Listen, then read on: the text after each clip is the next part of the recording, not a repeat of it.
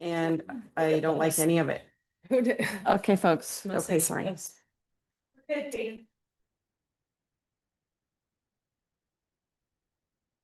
Good evening, everyone. I would like to call to order the closed session for the March 11th, 2026 HBCSD Board of Education regular meeting. Natalie, can you please take the roll call? Board Member Van Landingham, Present. Board Member Cole, Present. Board Member Bove LaMonica is currently absent, Vice President Clerk Kluth, Present. and President Barrow. Present. Public comments regarding, okay.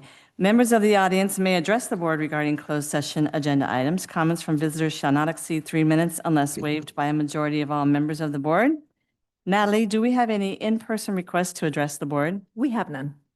With no comments, I'd like to adjourn to closed session and we'll return at 6 p.m. for open session.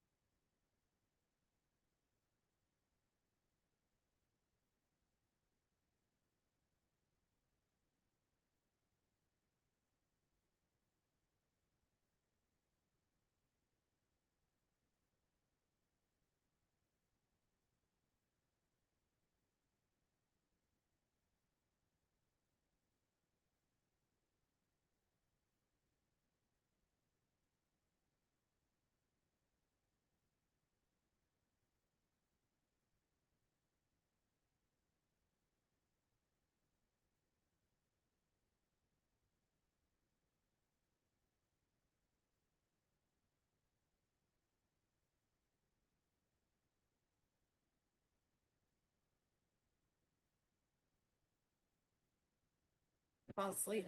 And I could fall.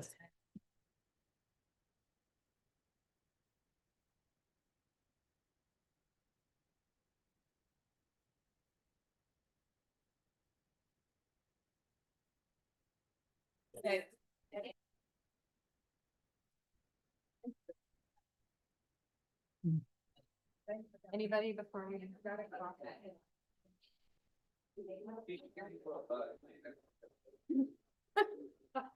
Good evening, everyone. Let's call to order the March 11th, 2026 regular meeting of the HBCSD School Board.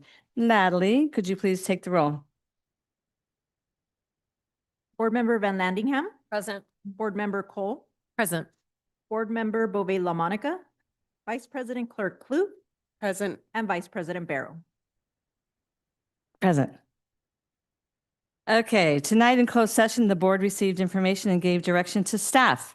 Additionally, the board took action to non-re-elect 9 certificated teachers and 1 temporary classified employee.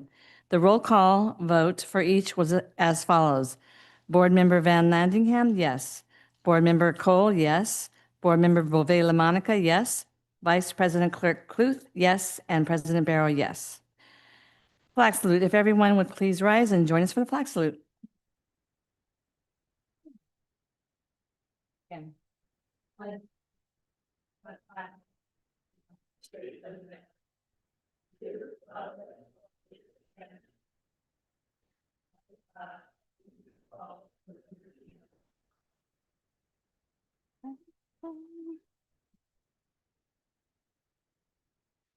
Okay, can I get a motion to approve tonight's agenda? Move to approve. Thanks. Second. Thank you, Maggie, and second, Rachel. Okay, we'll move on to, I just did that. We'll move on to approval of tonight's agenda. Do I have a motion? Oh, we just did that. Okay, we will now move on to announcements. Hermosa Valley Student Council. Yay.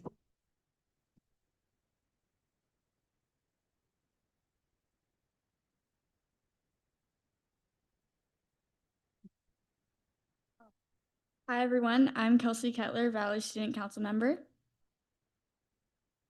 Hi, everyone. I'm Blake Sprague, Valley Student Council member. Hi, everyone. I'm Sienna Hill, Valley Student Council member. We are excited to begin here, we are excited to be here tonight and update you on what's been happening at Valley. Trimester 3 began this week on Monday, March 9th, and we are getting ready for our spring sports season to begin.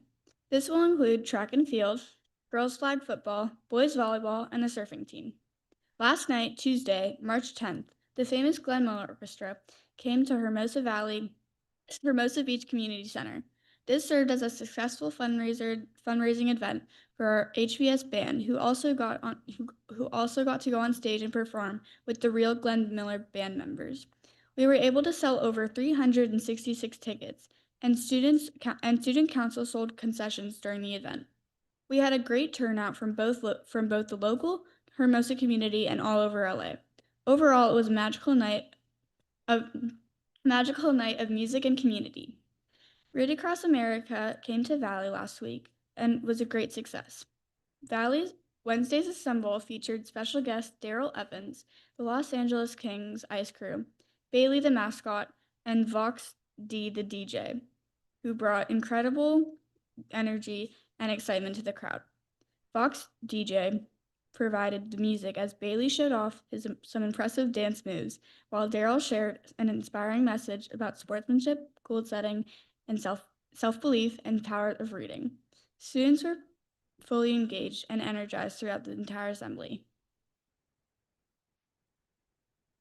Leadership is beginning a new trimester with a new group of students who are excited to learn what it means to be a leader.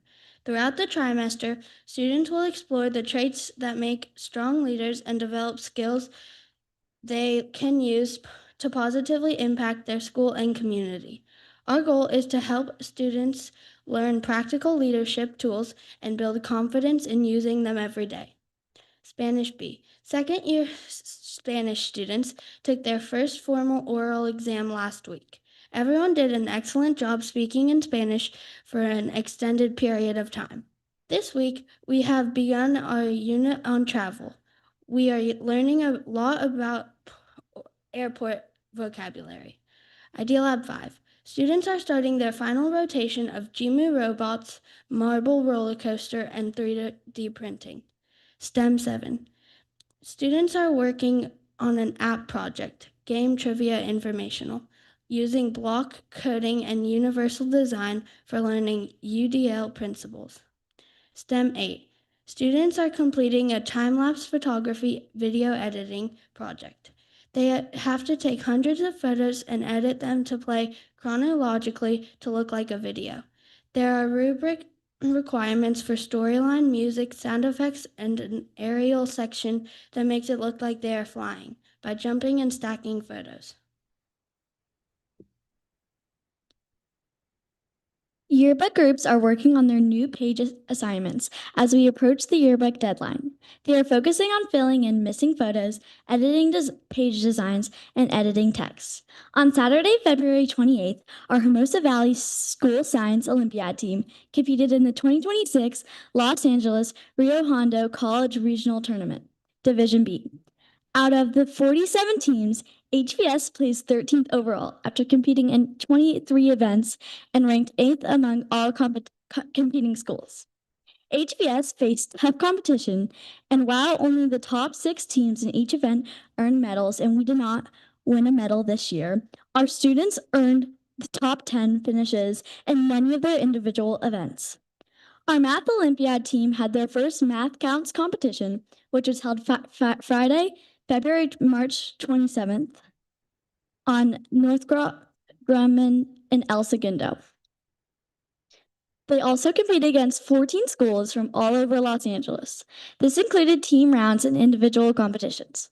There were just over 122 students participating, and we are proud of the way our young mathematicians represented Hermosa Valley for the first time. Their next competition will be for the month of LACOE Math Field Day. Thank you again for allowing our student council to share with you what is happening at Valley. We look forward to sharing more information with you next month.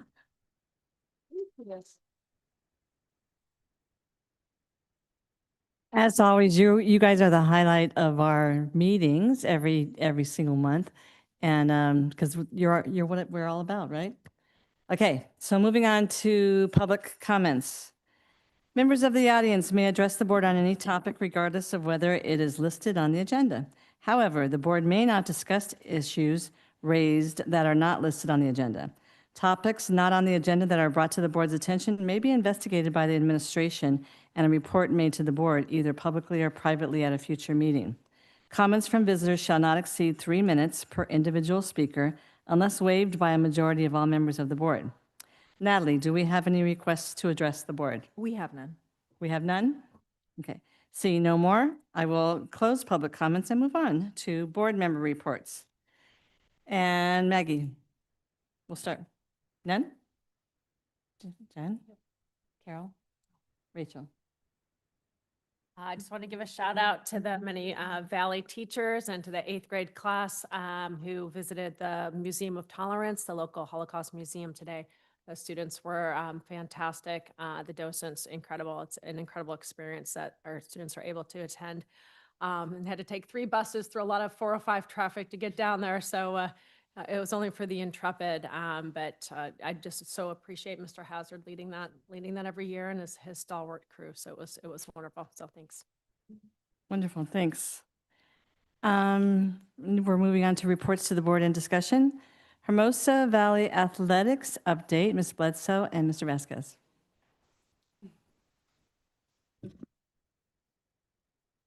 You going left? We're right here. We can stand together. Yeah. Good evening, board. Thank you so much for having us here tonight to talk about athletics. It feels like we're having an annual conversation about athletics, which I like because it keeps us accountable and make sure we're kid-centric, and we can update you based on some of the questions that you had at our last meeting. So thank you for having us here tonight. Coach V, ready? Yeah. How you guys doing? Good. Good How to see you are you? guys. Break the ice a little bit, right? Yeah. Okay, So today we're going to talk about these things. We are going to talk a little bit about program highlights, some of the great things that happened this season. So we have some student participation data for you to review, talk a little bit about Valley partnerships, and then let you know what's coming up, because there's always something coming up. Sweet. We were able to expand cheer this year. Oh, I'll stand right here. We were able to expand cheer this year. I wanted to give a shout out. She doesn't like the attention, but Miss Crenshaw in the back. She's our cheer coach.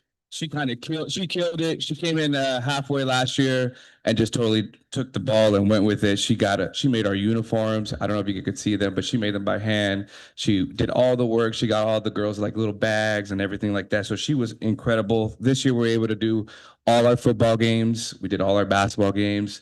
They were at the Hilmersa Little League opening day. They're supposed to be at the St. Patrick's Day parade. They're supposed to be at another event. But they've just been killing it. And we have two girls that are gonna come share about cheer and their experience. I have Colette Miller and Alina Kelly that are gonna come share a little bit about cheer.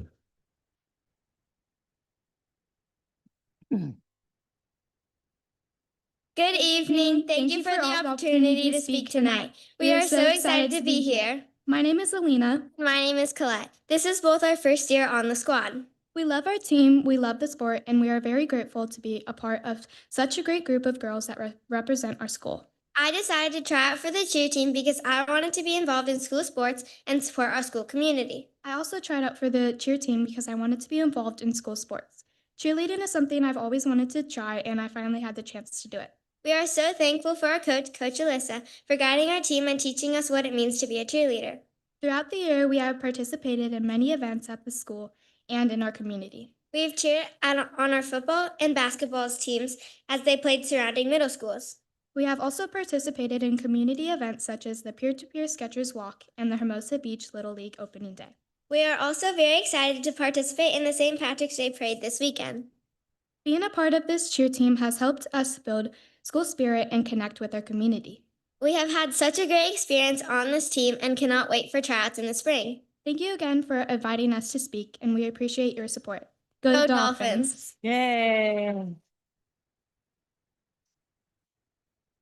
This has been something that we've really wanted to add for a long time. Again, born out of student voice and interest. So we are so proud of the girls that we have on our team. Thank you so much for being here.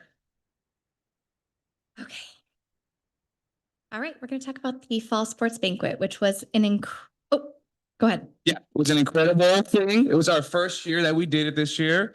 We partnered with HVPTO. They came and sponsored us and kind of helped us with this event. We celebrated our athletes with this one. If you were in the fall there, I know Miss Van Lanningham was there. It was awesome. Time to celebrate our athletes. I had a lot of good parent feedback as well that came and said some positive things. A parent says like, oh, a parent at NBMS is kind of jealous that we got a banquet. So it was cool to hear that, you know. And we're having one tomorrow. So if you guys are free, come by tomorrow. We're going to have one to celebrate our winter sports. But this has been a fun thing. We had so many kids show up for the banquet. We gave out certificates for all the students that participated. And then we had some special trophies for some award winners like MVP, Offensive Player of the Year, and things like that. And it was cool. We got some nice picture by Jen Falk. I'm sure you guys are familiar with her. She took some really great pictures of the kids. So it was a really, really fun experience. I know a lot of the kids look forward to it. And I know we took like, I think 145 for the fall, and then we opened it up, the link for the winter link, and it booked up already like to 165 quickly. So that means parents are really enjoying this whole banquet experience. So it was really fun. Cool. Any chance to celebrate our kids, which feels really good. We're going to move on to transportation, which is also the theme, I think, tonight, too, is partnership. PTO has been an incredible partner for us, but this is one of the things that Coach Vasquez and I have been working on since his arrival here. The coordinating of parent rides to games has been something that's been a bit of a stress for us. So now we have buses, thanks to PTO and $15,000, and an opportunity to really grow with gradual release of responsibility there. So we're working hard with our PTO chair for athletics, which is a new position that PTO brought about, to increase our financial participation for parents so that PTO can kind of step away from this. But we're able to deliver the students to their away games safely on one bus, and many of them home as well. So they have a really good time, as you can see in the images, and we feel a sense of relief having them there. Now we're going to talk about athletics communication. Where's she at? She's in the back. Miss Eileen, thank you so much. She's in charge of all our communication. She does everything. I don't know if you guys see on Instagram, like she'll be like, here are the scores. I'm like, I'm sorry, I forgot to give them to you. And here are the scores. And she posts them on Instagram. She puts them on our staff website. She does a lot of our parent contact. I'll like either write a script for her or she'll help me write the script and say, hey, we got to get this going. So I know tomorrow she's going to be sending out, hopefully tomorrow or the next day, we're going to be sending out our information for spring sports. But this has been a really good platform that we've had. I've had some parents say like, hey, I really enjoy being able to go to the website because a lot of this on the website, it has like all the addresses for the games. It has all our forms. It has information, who our coaches are. I don't know if you guys had a chance, but we have like a little bio of all our coaches on there. So it's been like a really fun website. So shout out to Eileen. That's super helpful, man. She's like the whole mastermind behind that. Great. And then born from communication too, and from our conversation the last time we were here, we had a request to add some detailed language surrounding parent participation in our athletics. We have a spirited group of parents who we love to show up at each of our games, but it's also important for us that we set the norms for behavior, and we want to make sure that when we're farming them out into the community, that they're representing us and what we value here as well. So on our athletics form for 25-26, we actually added an entire parent component, code of conduct. So thank you for that recommendation. If you look at the bullets on the left-hand side, these are the things that we have asked parents to sign off on when they're committing to have their student participate in our athletics. We found that it just is something easy to point to should something come up. So thank you for that. We're excited to have it. All right, we're going to look over our student participation. So these are our numbers from the fall and the winter. You can see them on the slides. We had some really good numbers in the sense of like how many kids tried out. So for fall, we had 195 students interested in sports. But overall, we had 71% of those kids make a team. Cross country, I know you see 46 out of 50. I know it's like a no cut, but there's like some kids that just drop off that say like, hey, I actually don't have time for this anymore. Our surf team was great. Fun fact, last year, our surf team, I was talking to Yanni the other day and he says like, dude, I think like 90% of our surf team made their high school surf team. So that's like a big thing for our surf program that just started. Same with the winter. Winter's a little bit bigger in the sense that there's only like one team for boys soccer and girls soccer, and then two teams for boys basketball and girls basketball. But we still were able to put up, a bigger group of players because we understand that kids are busy, and so sometimes we need subs and things like that. So it worked out really well. But yeah, we looked good in participation this year. We had for fall 75, and then for winter 56%. So now we're going to go into our fall sports and how it looked this year. I want to give a quick shout out to Miss Montoya because I had a baby, so I wasn't here for the fall season. So she killed it as the acting AD during that time. But we had cross country. We had 3 events. We had one at Chadwick.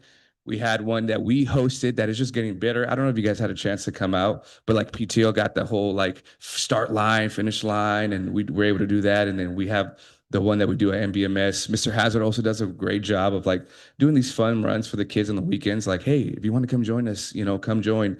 It's optional. And so he'll do like these runs that he calls it Agony Hill somewhere like in Palos Verdes. But yeah, that was our fall sports. We killed it in fall. Our boys football team did so well. I think one of the things that a parent told me was it was really cool to see the 8th grade boys in the flag football team kind of take the 6th graders underneath, because this group of 8th grade students, a lot of their parents were like coaches and volunteers. And so they're like, hey, we need to get some of the 6th graders in. And so it was really cool to see some of the 8th grade leadership serve our 6th graders. You can see that picture right there. That's Anders, our 8th grade. And then that's Hendrix Fanous, our 6th grader. But, that's an awesome picture that we have those 2 same players on the same team, right? And then that's our serve team. Our basketball coaches are great. Our girls team went undefeated. They didn't lose a game. They beat everyone in the South Bay League. So that was a fun thing. Yeah, they'll be here next month. They will be here. They were supposed hopefully to come tonight, but we knew it was Costa night, so we kind of pushed it for the next one. But yeah, they'll be here next month to be celebrated. And then our boys soccer team, we didn't start off too strong, but we finished strong. We beat MBMS. Yeah, we did. It was a great game. They did amazing. Our girls soccer team did amazing too with Miss Gonzalez. She was able to come out of retirement and help coach for the girls soccer team. So far, winter was a success. Just to pop into some of the feedback that I received from parents is the relationships that are made on these teams are for forever. So they have these pictures, they have these memories. We see our boys on the left of that picture right there, but they're having a good time. And I think when Coach Vasquez started, that was his goal. He's like, let's teach kids the fundamentals, but also let's teach them to have a good time in athletics. Okay, big data. Right, here is our impact. So in the fall, winter, the impact. So total athletes participated in the fall, winter were 218. So that's about 50% of our students, almost like 48% of our students are doing some type of after school sport at our at Hermosa Valley. We have 19 coaches. We have 10 volunteer coaches. So we have our head coach who is like, in charge that, is in charge of email contact and players and conducting practices. But we also have a lot of volunteer coaches that come out and say like, hey, I just want to give my time. I also want to help out, some of the sixth grade parents are coming out and helping out. I think that speaks a lot to the program in the sense that people want to be here. They could be anywhere else, but they're choosing to be, with the kids and giving them their best. And they're not just getting like, oh, like just a random parent, but people with experience. And so that's a really fun thing. So our impact this fall and winter was really, really big. And we participated in a lot of games this year. I think we added one more game in each season. So that was a lot of fun to like play a team twice. So that was a good time. Our community partnerships, I also want to chat about this. We have a great partnership with HBYB. I know Miss Bledsoe is working with them to get like basketball pads for our like outdoor basketball courts at our school, View and Vista. They've just been super helpful. Dan's been really cool about it. He also sponsored our girls flag football jerseys last year. And so that was like really nice of him to do that. And he sent us an email like, hey, we want to partner with you guys. Let us know what you need. We had a parent on the boys soccer team step up and say, hey, I want to donate jerseys, and was able to get his, the boys jerseys and the girls jerseys. Our basketball coaches were just so generous this year. Coach Adams on said, hey, I want to pay for the jerseys for the kids this year. Same thing with our girls team. They said, Rocky was like, hey, I've been here 3 years. This is my little legacy to you guys. We played against American Martyrs this year for basketball. It was fun. We beat them both boys and girls beat them. So they were really excited. We had one game here and then we had one game at American Martyrs. So that was a lot of fun too for them. And then our cheer team, we're just going out and doing more events like the Skechers, the St. Patrick's Day and things like that. So what's next?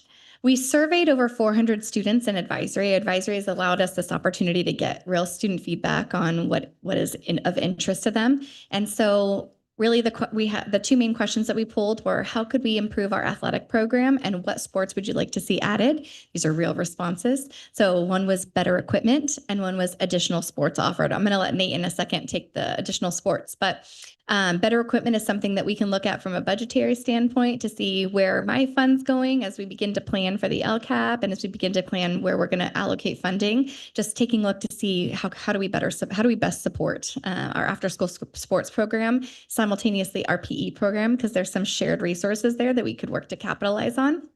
And then, surprise, surprise, the number one ish is esports that they want to see added, which I'm not sure you can. I mean, 100%. And you can't get like physically hurt in it, which I'm a big fan of. So I think this is something that we'll talk to Dr. Wilds about and explore. I know you have some contacts. So kind of looking into that, as well as tennis, which actually was a bit of a surprise to us, but I'll let Nate speak on that. These are the other contenders: dance team, pickleball, which our neighbors would love, and then baseball. And we have a lot of students participating in HBLL, and opening day is happening this weekend. So there potentially is some kind of a partnership. I think our number one thing that we're managing with right now is time and field space, which is one of the reasons we only have one soccer, not an AB for both boys and girls. We're running out of daylight. We run out of field space. So there are some things that we're contending with regard to that. But Nate has some ideas for tennis. Yeah. I know we have local tennis courts right here. I'm not familiar with the area, but I know we have some right here. And I've talked to some of the kids and they say like, hey, you can rent those out. So I was thinking like maybe doing an intramural thing for our school, whether it's like Valley versus Valley, just say like, hey, come sign up, 10 versus 10 winners bracket type of thing. I also wanted to look at some options for lunch, because we're hitting our capacity for after school sports because we already started at 3:30 and some of our games end like at 6:30. So adding another game would be like really late, but adding opportunities for kids that are maybe not being exposed to after school sports, maybe doing something during lunch, like a lunch club, whether it's like, hey, we do throw some pickleball courts on the gym floor or outside, or we do esports as a lunch club to start off, to say like, hey, maybe we'll start off as a lunch club and see how much interest we get in that. And then with tennis, I would love to get something like that going maybe next year. Something simple like, hey, we'll just do a little winners bracket, and then maybe I can email some of the ADs and say, hey, you know, want to send your best two, and we'll send our best two, and we'll do a little match. Start off small, and then we can work our way to maybe getting something going on for our school program. We see that there are a lot of students that are interested in this, so we want to hear the student voice and see what we can put into play. No pun intended. So additional what's on deck. This, all three of these images that you see on the right-hand side were born from this body. And we're excited to announce that Allison and Nate are going on April 2nd to the Run LA 84 PD. It's going to be really great to learn from local educators. It's also going to be an opportunity to talk about what we can embed into PE. Sports people are doing different things. And then Nate and Allison will take it back to our staff and present at a staff meeting of what they came out with. Program expansion, we'll be working with Danica Brown, who runs our track and field, and Nat Hazard, our cross country, to talk about what are we going to do with expanding opportunities out in the community. There are lots of programs that prepare students for the LA Marathon. Students Run LA is a fantastic organization that helps bring middle school students actually and train them up in a very streamlined, healthy, non-injurious way. So I'm a big fan of that. But the SRLA Victory Run, they're hosting a 5K on May 3rd that we're going to be exploring to see how many of our students can work an entry-level 5K before we put them in multiple digit number mile runs. But we're excited about the prospects of continuing our program out in the community. We're so proud of our kids. They've represented us incredibly well, not just with their athleticism, but with their team sports mentality and their positive outlook and their high grades, which are a requirement to participate in our sports, high grades and citizenship. So it's been a fantastic fall and winter season. We're excited to jump into spring. What questions do you have? Anybody have any comments? Maggie? Start here. Start this way, Rachel. Kudos, hats off to the program that you have evolved, and Jessica giving you the lead. Coach Vasquez, I've been intimately involved with the intramural program just as a mom of two boys, and for the last, I think it's the 4 years straight, and seeing how much the program has grown and been professionalized. I know the buses are expensive, thank you, PTO, but the team camaraderie that the bus experience adds, and as a parent stressing out, I'm trying to come from downtown LA, like, they need rides. I said I'd be there to get them to the, so God knows the other side of Palos Verdes, it's always Ridgecrest. I'm like, no, Ridgecrest. So it's really been something, a wonder to behold. It's been just fantastic for the kids. And again, kudos off to you. Having to try to figure out a million different places. Where's the game? When are the games? Now, that one website, Eileen, I mean, it's fantastic. There needs to be one-stop shopping. And it really has taken Hermosa Valley from here, for the intramurals from here to here. And, you know, the soccer team, again, we beat MBMS. So I just want to say thank you just from a mom side watching this grow. It's been fantastic. So thank you. Thank you. Awesome. Carol. I concur with everything that Rachel just said. I think that you guys have done a fantastic job, and the program has evolved enormously since you stepped into this role. So thank you for that, and for everyone helping that along, from Eileen to Jessica to Allison. And I had one question, but is anecdotally, I don't expect an actual, like a real percent answer. So 48% participation is awesome. Do you think a lot of kids do more than one sport, or do they mostly do one? Yeah, you know, a lot of kids do more than one sport. Some, like Jax, plays almost all 3 seasons, you know, fall, winter, and spring. But I think the cool part about our school, we have like a lot of active kids. You know, look at our cheer team. There's kids on the cheer team, they're on student council, and then they'll go do volleyball as well. So we do have a lot of kids that do participate throughout all the seasons. Yeah. So some of the numbers would be double, like, hey, they played in fall, spring, and winter. Yeah. Good, thank you. Yeah. Question. Jen. Yeah, thank you. You guys do a great job. And I love your enthusiasm when you come up and Oh, thank present. you. And congratulations on your new baby. Thank you. A couple of things did you say that you guys have a contact with the esports? Because I know at other middle schools in, Redondo, Paris, Yeah. and Adams. Yeah, they have a competition. It's like, yeah, it's a there's company that something. It's comes a on. Yeah. thing. It's not cheap. So trying to figure out budgeting, but it's an amazing event. Right. And then just knowing that the Olympics are coming, Yeah. just since our sixth graders will be eighth graders, right? The summer the Olympics happen, or was that right? Am I right?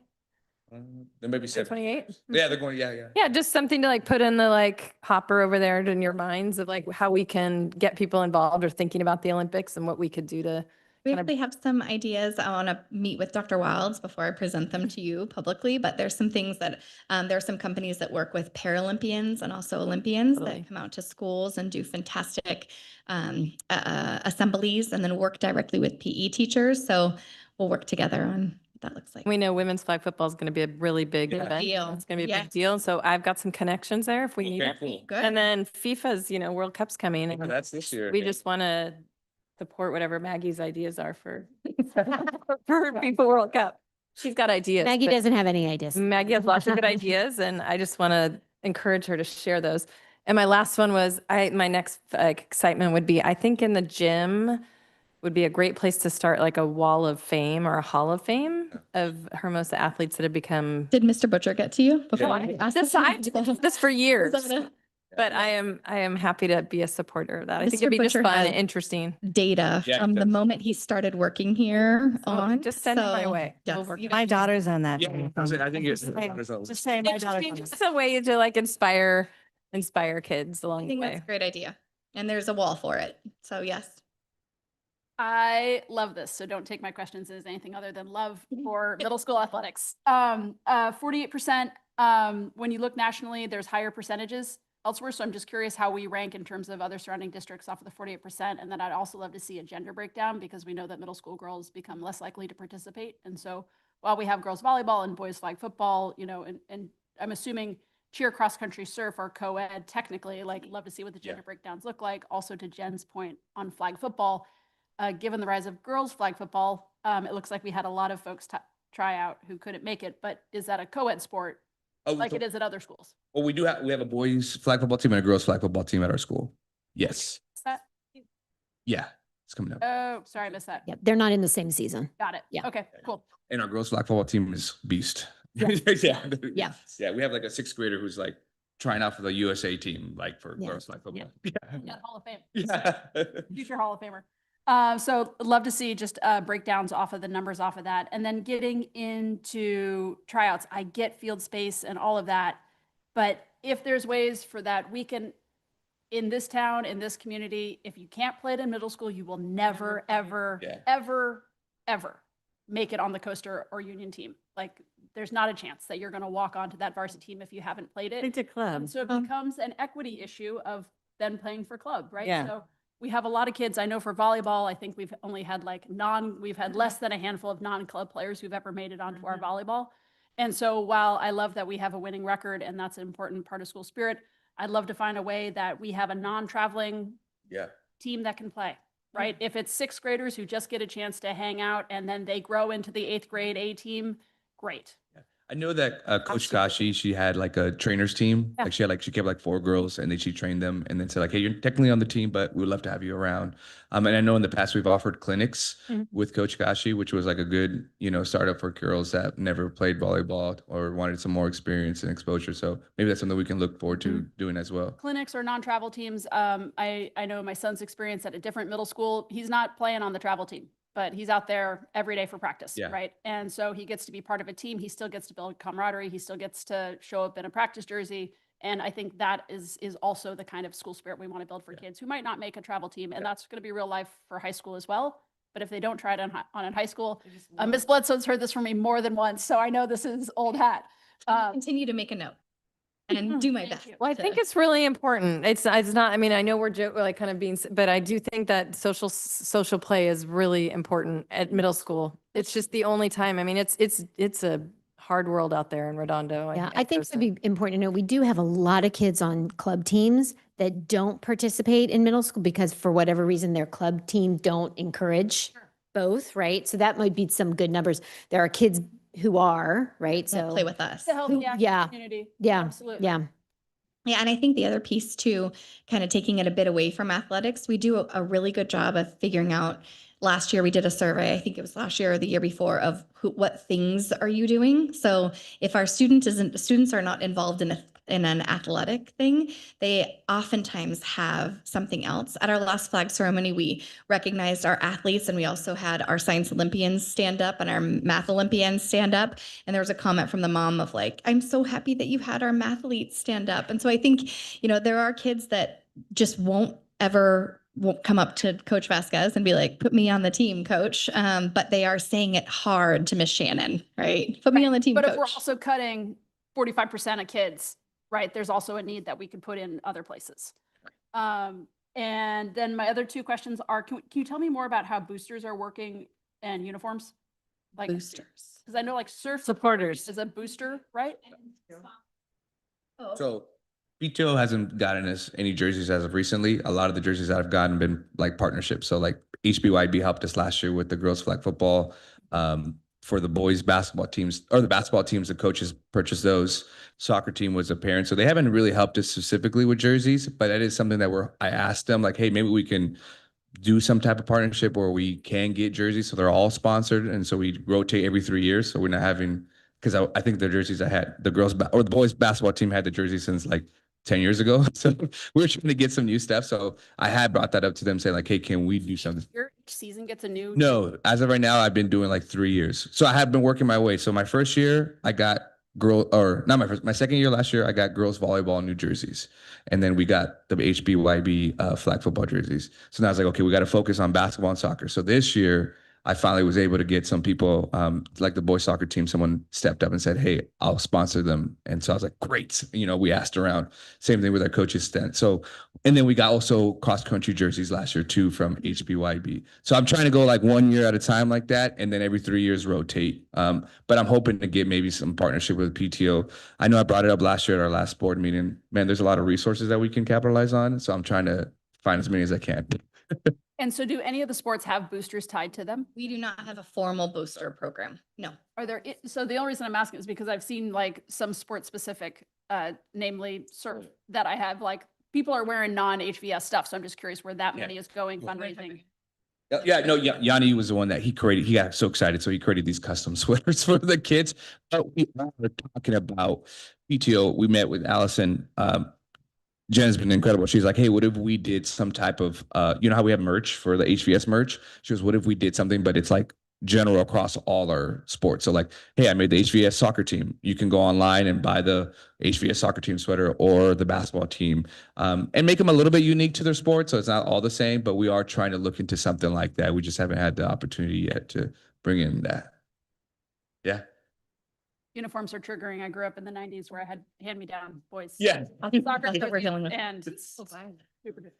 Okay, my last one. Sorry, I took up a lot of airtime up here. I know Ed Foundation's doing the golf classic next fall. And so with that, that just made me think what you're talking about in terms of a tournament, like a tennis classic could be really cool and make it multifamily. That's a great Yeah. idea. We have a lot of But- golfers. We have a lot of golfers, golfers, a lot of yeah. tennis, but like I know that's coming up and they're going to do a big launch for it. So Yeah. it seems like there's got to be something we could do to support. Thank you all for your time. Thank you, board. All right. Okay, well, thank you so much for everything. They've got it covered with the questions and I'm done. You go. Thank you, thank you, thank you. Okay, continuing with reports, Beach Cities Health District update, Tom Backley. A lot of energy in the room here. No kidding. So we'll try to ramp it up as we talk about blue zones and some of the things that are happening at the health district. No, we really appreciate our partnership with Hermosa. It's been going on for years. We're not able to do all the things we do without you. So thank you for your partnership. And we're going to share with you a little bit about some of the things that we have going on. I think, as you know, my son went to Valley in the 8th grade. And so, yes, teacher there. So he's a county sheriff now. So they grow up. And so thank you for that. Thank you for his education and thank you for your partnership with the health district. So we're going to make this brief, and then if you have questions, we can go back. And some of you have seen some of this in our tri-agency. I think that's a great thing that Hermosa does between the city and the school district and the health district. That doesn't happen in all the cities, but it happens in Hermosa, and it's a great way for us to share information. So real quick, just want to talk about some of the Blue Zones results. I think everybody knows that we're a certified Blue Zones community. That was something where we came together starting in 2010 between the city, the school district, health district, and we were selected as a place to see if Blue Zones could certify or genetically engineer a Blue Zone site. And so we were certified in 2016, and we have 10 years of experience as a certified Blue Zone site. So we just want to talk about some of those results real quick. So our well-being score, this is a metric that Gallup uses nationally. And so our score is 69.5 across the 3 cities. We'll show how it breaks down by each city. That's the highest score that we've ever received. And then the score in Manhattan Beach is the highest in the nation. And Hermosa is right behind it, as you'll see. So you can see people have a lot of pride in their city. 79% are in agreement that the city or area is the perfect place for them. Proud of the community, 76%. So some of the things just to kind of watch for on the right-hand side a little bit, 51% of Beach City's residents have concerns about incivility. That's lower than the national average, but again, something that we want to continue to keep an eye on. And then alcohol consumption is down slightly from a couple of years ago, but our alcohol consumption in the 3 beach cities does run higher than the rest of the United States. Yes. We do have it, I'd have to double check exactly what it is, but it runs about 10% higher. So on the well-being score, what we have is the US total, and what we've been seeing with these scores is while the nation has been declining, our well-being score has been increasing. And so you can see that the total for US, dark blue is most recent, decreased a little bit. You can see our total went up to the 69.5. So there's Manhattan Beach at the 71.6, and then Hermosa at 70.2. So very high well-being scores. What we're seeing as far as improvements is in exercise, pride, and community. And then slight declines from 23 is cholesterol, and then self-assessment of physical health.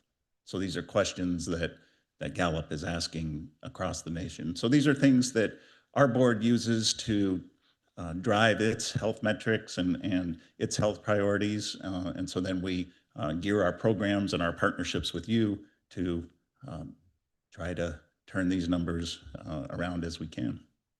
Can I ask a question? Sure. When you say declines since 2023 and one of them is cholesterol, is that actually saying cholesterol's gone up? Is that what Yes. that means? Yes, that's what that means. Correct. So real quick, just want to, everybody always asks you, I'm sure, show me the money or what's the finances. So we just want to talk real quickly about how the health district budgets. We have about a $15 million budget. About a third of that comes from property tax.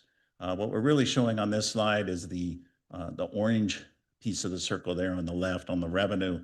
You can see that's money that we receive from our property, our assets. So we use that money to then provide services and programs, helps our partnerships with you. So you can see on the revenue side, it's 4.1. And then if you look over on the expense side, you see the 2.8. And so we're netting about 1.3 million. When I came to the district 9 years ago, we were netting about 3 million. And so what's happened since then is our buildings have gotten older. We're not having as much occupancy. We had some people leave during the pandemic. And so when we're trying to figure out how we can continue services, continue our partnership, continue to contribute to the schools, we're facing declining revenue from our assets that we used to provide those services in the past. So that brings us to the campus and what we're trying to do on the campus. You can see on the bottom there, that's Alcove. That's a rendering of Alcove. I think everybody's familiar with Alcove. That's a place where youth age 12 to 25 can come and receive free mental health services or just come and hang out. It's a place where they can drop in, lowers the stigma. We've had 16,000 visits. That's not individual kids, but 16,000 visits in the 3+ years that it's been open, and about 10% of those, so around 1,600 youth are entering service. And about, I'd have to double check, but I think about 10% is coming from Hermosa. And so we're pleased with the impact that it's making. Our board has decided to go ahead and build this building. And so we're going to be breaking ground on that. It's going to be on the corner of Flagler and Barrel. And we're going to break ground here in April. And so the district is going to, the health district is going to cover the difference between a state grant and the cost to build that building. So I think if anybody hears anything tonight, if they hear blah, blah, blah, blah, blah, Alcove, you know, if you know any youth age 12 to 25, they're having any kind of issue, just refer them to us. They can come in. They're going to see somebody that looks a lot more like them than me. You know, they're going to see youth. And the way that we know that we're doing it right is when we toured my son. I toured him when he was 25 and looked around and he said, wow, this place is great. You didn't have anything to do with it, did you? And so that's really what Alcove is about. It's for youth, by youth, and it's working, and it's starting to spread across the state. So the trick, and I'm going to go real quick through here, is what do we do with the rest of the campus? You can see those two office buildings up front. The one on the left has a longer term lease. The one on the right reverts back to the health district in 2030. And so what we're looking at doing is moving some of the programs that we have in the orange building, such as the Center for Health and Fitness, into that building. And then you can just barely see the lot at the top of the slide there, that brown square. That's where Alcove is going to go. And so the plan is to move everything out of that building by a year from now, by March of 27. So Alcove will be in its new location. The Center for Health and Fitness will be over in that white office building up front. We call that the 510 Prospect Building. And then we're working with a developer to redevelop what you see there in orange.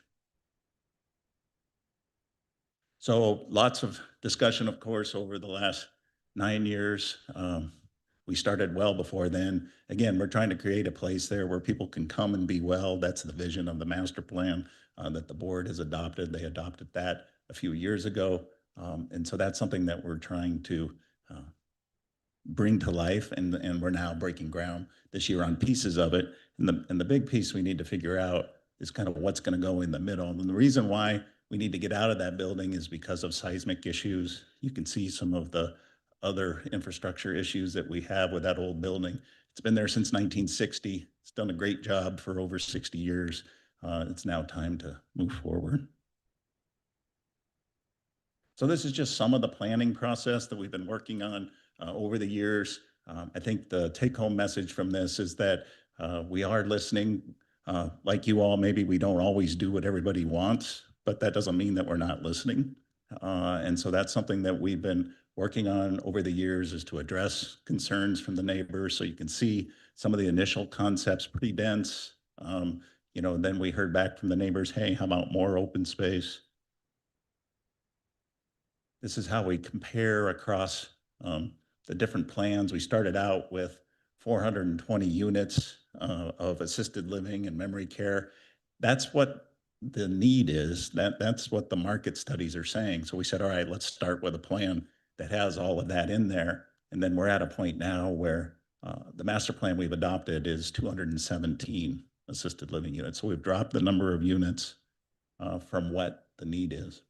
So this is the current master plan. You can see Alcove is that square up at the top. And then the orange is assisted living, independent living, green space in the middle. And then the blue space is phase 2, where we had envisioned perhaps aquatics. We had thought that the Center for Health and Fitness, which is our older adult gym on the second floor, was going to need to leave and come back, but it's going to move to that little gray building on the bottom of the slide. And so, again, we're kind of adapting. This is just a plan from one of the developers that we're talking with. I think in the next week or two, we're going to enter into a letter of intent with a developer. We're speaking with 2 right now in detail. This is one's sort of concept. You can see it's pretty close to the master plan that we had before. And what we're trying to do is set back from the edges, have more of the development in the middle, be conscious of height. Those are things that we're hearing, and construction time. Those are all things that we're hearing from the neighborhood. So this just gives you a sense of, and again, this would be a ground lease. This gives you a sense of what we'd be looking at. And again, trying to really be sensitive to the neighborhood while still being able to provide health services and then provide revenue to the district.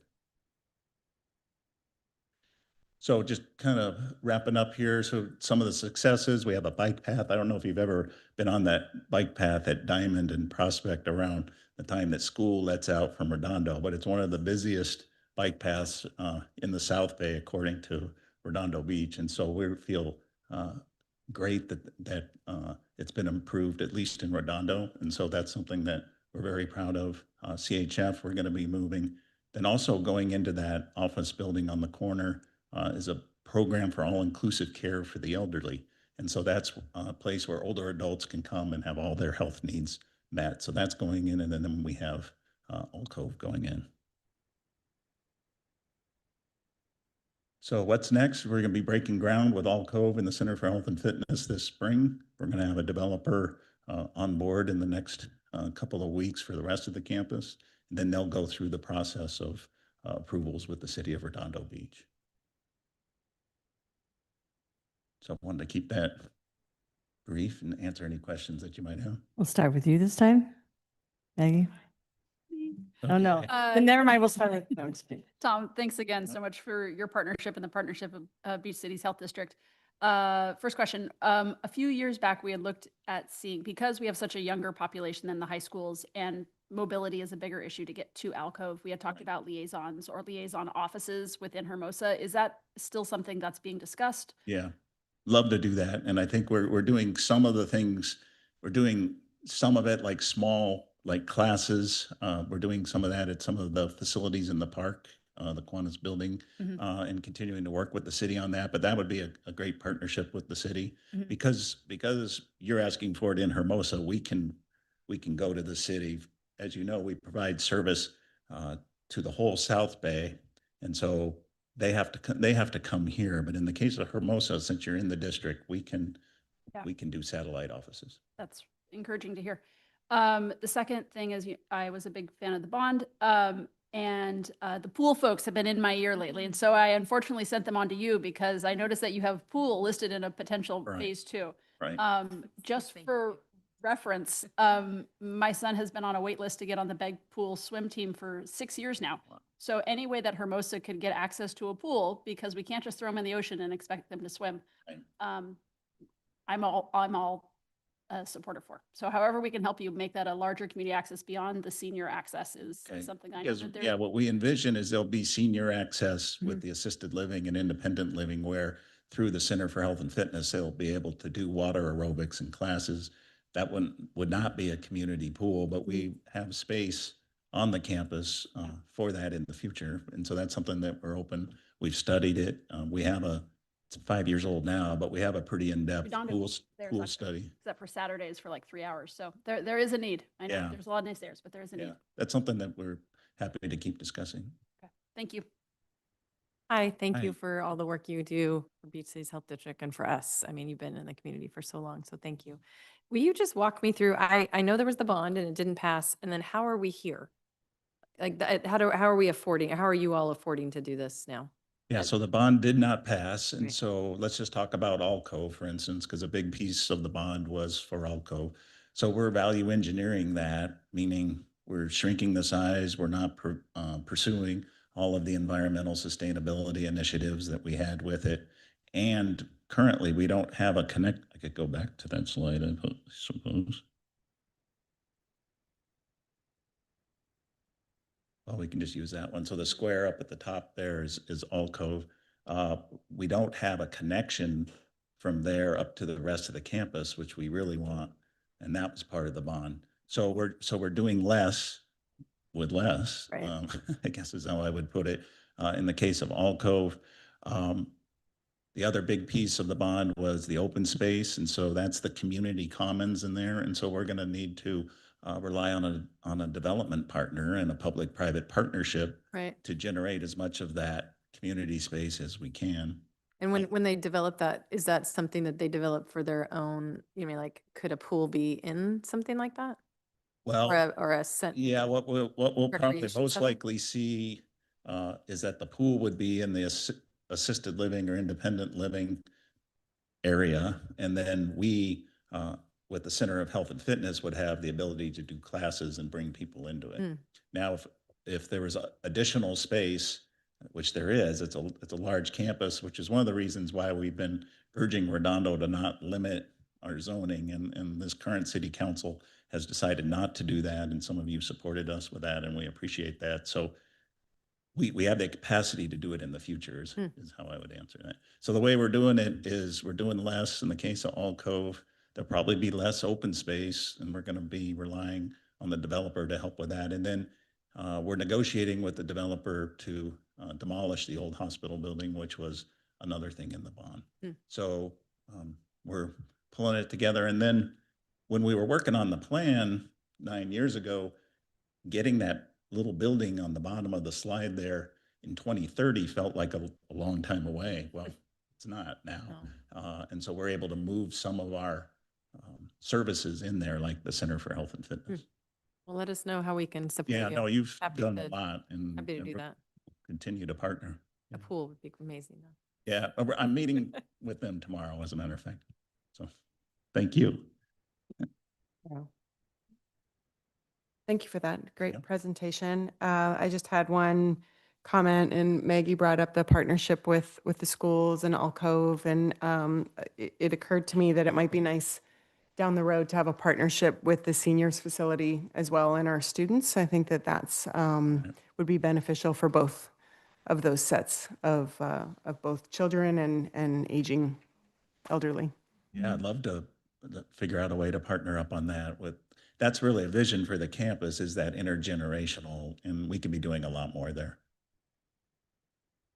Great, Rachel? Yeah, my colleagues asked all the questions that I had. I just want to say thank you. And I was really disappointed when the bond didn't pass. It felt really short-sighted by our community, but I love the fact that you're driving on. And is there a possibility for a future bond proposal? I mean, I know those take a tremendous amount of work. Yeah, it probably not.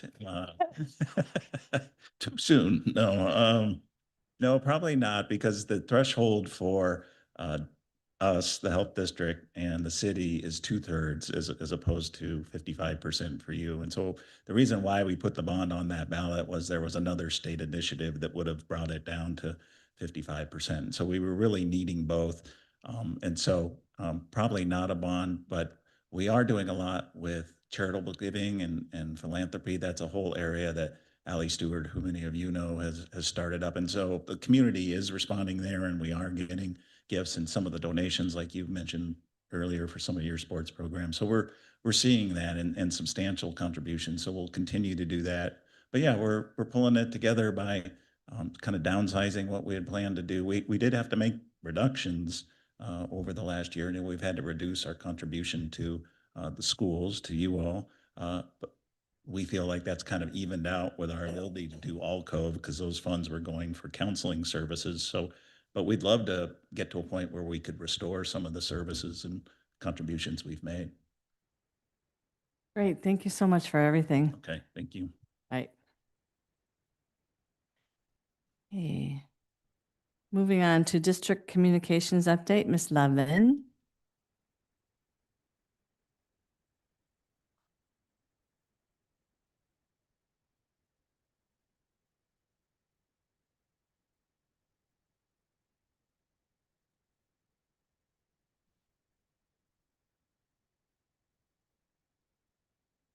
Good evening, Board. Good evening. My name is Eileen Levin. I'm the Communications Director for the district, and I'm here tonight to speak to you about our communication transition on our platform. I'm going to go ahead. Let me find my slide here.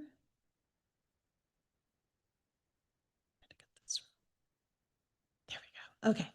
So what is Parent Square? Parent Square is a unified communication platform that is designed specifically for TK and K districts. It allows our district and our school and classroom communications to occur within one system. Messages can be delivered through email, through apps, through text, and phone for any urgent alerts. It also supports two-way communication and automated language translation. Importantly, it integrates directly with our Power School, so contact information stays updated automatically, which syncs every evening. Next. Okay. So why are we transitioning? So currently we are on Constant Contact, which primarily only does email communication for our principal newsletters, their staff newsletters, our Wave Watch that we deliver every week. While it works well for those types of communications, it does require manual list management.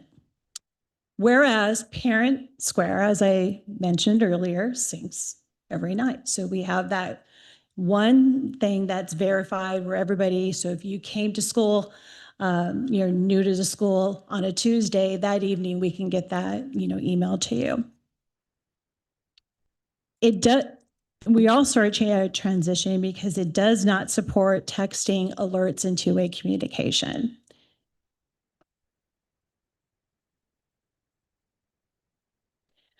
What our communication system needs. We need a platform that connects directly to our student information system, which in this case is PowerSchool. This ensures that student rosters and contact rosters information are updated automatically and also reduces manual data management. Additionally, we need a system that supports both everyday communication and urgent notifications while providing consistent experience for our families and staff. Crisis and emergency communication.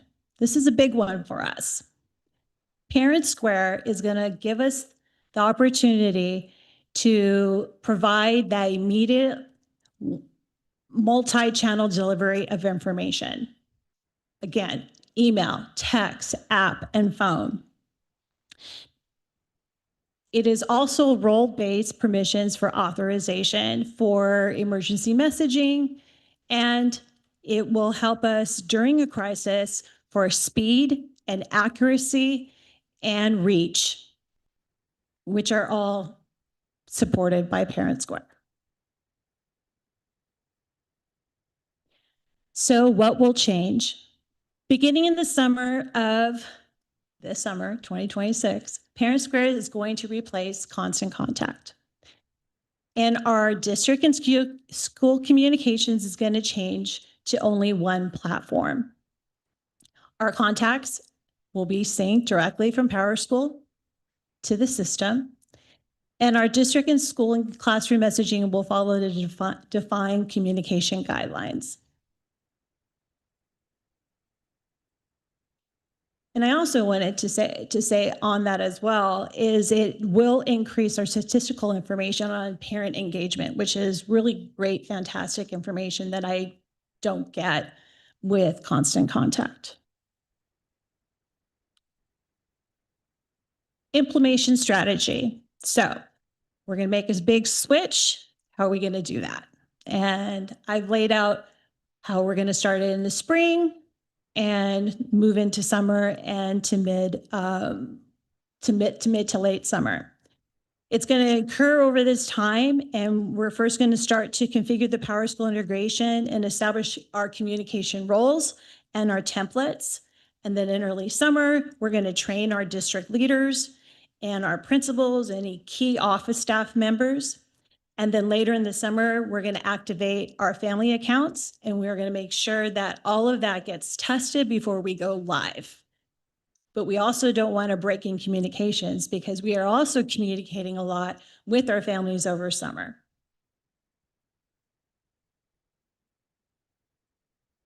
Staff and family support. Staff is going to receive training as well. And we're going to give them some clear communication guidelines on how to do that, as well as our families. They get to choose. How would you like to get your information? Because we know everybody likes it differently. So they get to choose. School offices will be assisting families in updating their contact information as needed. And our goal is to have a very smooth transition with uninterrupted communication. And I'm happy to answer any questions you may have this evening.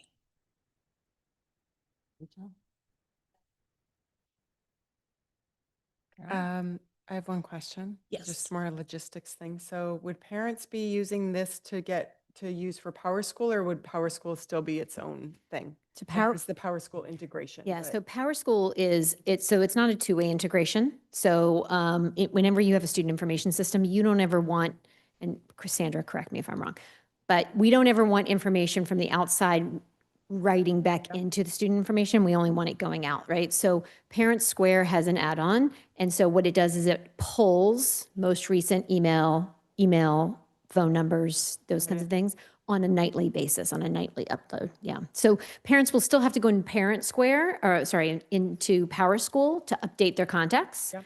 And then this will be, they can download an app, or if they don't want the app, they can still get things like text messaging, emails, and all that. Yep. And All right. messages all live in the app and in the Parent Square, in the Parent Square account. So if they say, oh, I didn't read that email that came out a week ago, they can go in and see it with the date.